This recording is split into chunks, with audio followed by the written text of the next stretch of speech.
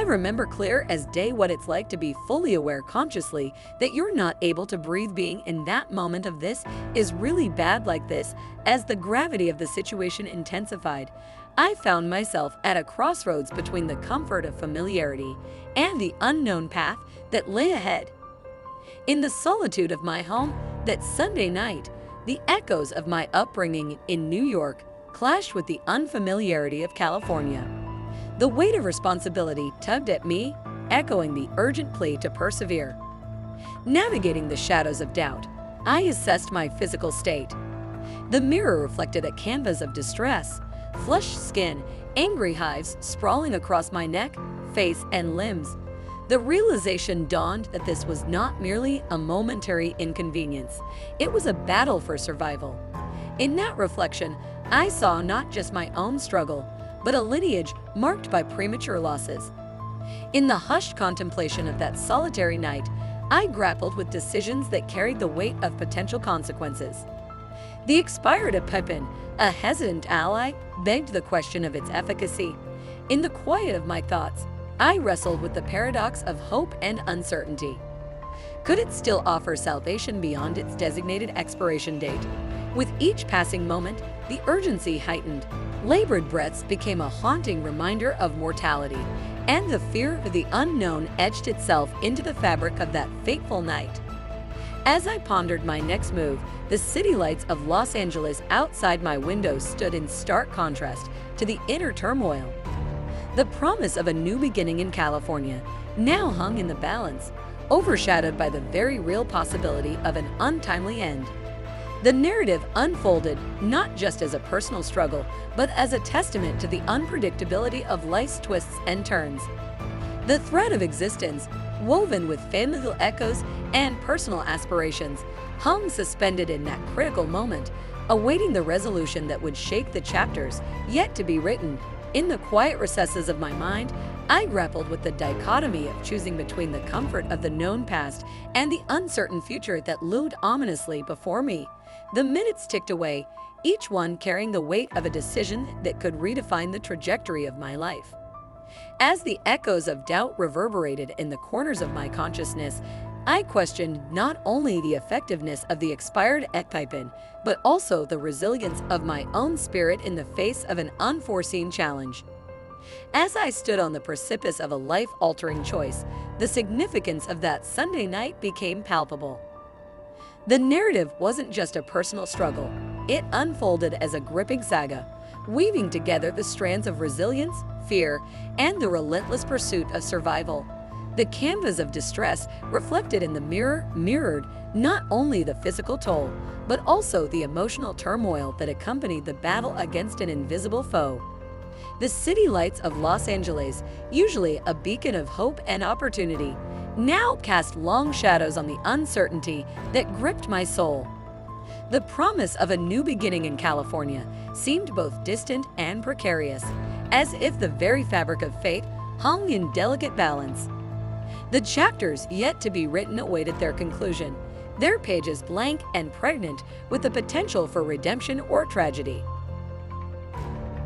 On that Sunday night in Los Angeles, the clock ticked toward 11 o'clock, and the empty roads provided a clear path to the hospital. With each passing moment, the air in my car grew thinner, mirroring the constriction within my chest. Arriving at the hospital, desperation painted my plea as I stumbled into the emergency room, a realm of urgency and fluorescent lighting. The nurse at the desk, initially indifferent, pivoted to a beacon of assistance as my attempts to retrieve my ID faltered. Motor functions betrayed me, and in that vulnerable moment, the medical team swooped in, each member a lifeline, leading me to a sterile sanctuary. The cascade of events blurred into a symphony of medical intervention, a cacophony of voices, the rhythmic beeping of machines, and the urgency of impending crisis. Laid out on the hospital bed, the stark reality of my struggle unfolded. Breath, once a simple act, became an elusive luxury. Time itself seemed to unravel, slipping through my fingers. The medical staff, in a synchronized dance, administered Benadryl, epinephrine and oxygen, attempting to halt the relentless advance of anaphylaxis. Yet, in that hushed chamber of desperation, their efforts fell short, and the doctor's expression shifted from determination to a heart-wrenching blend of panic and sorrow.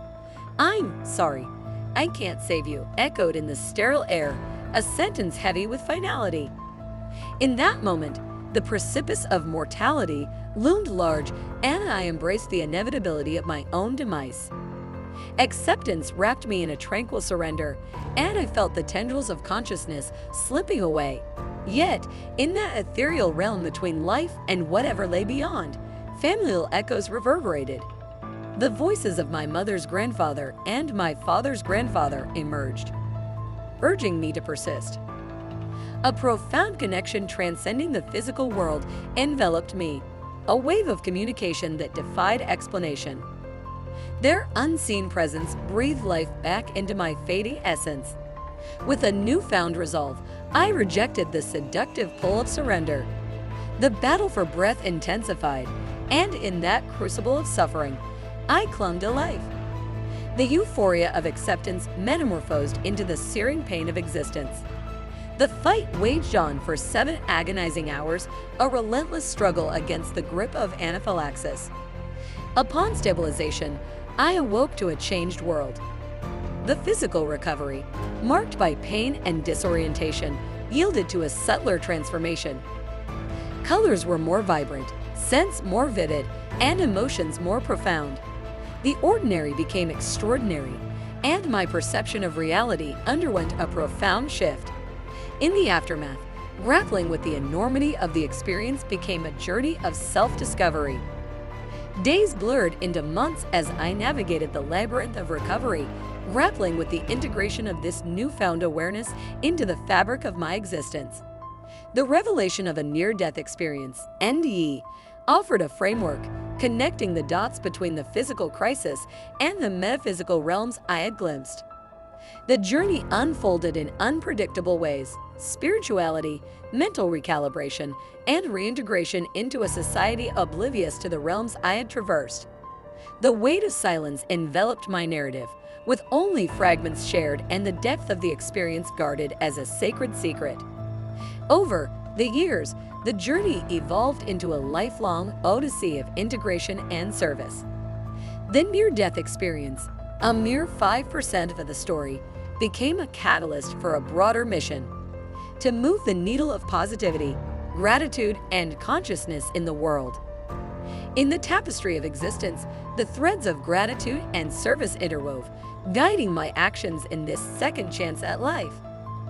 This compelled me to break the silence, to share my story openly and vulnerably, not for personal catharsis, but as an offering of hope and comfort to others traversing their own tumultuous paths. A decision to give back, fueled by a sense of owing gratitude to an indescribable force that granted me a reprieve. The journey continues, a perpetual exploration of purpose and authenticity. As an experiencer, I've come to understand that the transformative power of a near-death experience extends far beyond the precipice of mortality. It is an ongoing narrative that shapes every breath, every choice, and every moment seized in this second chance at life.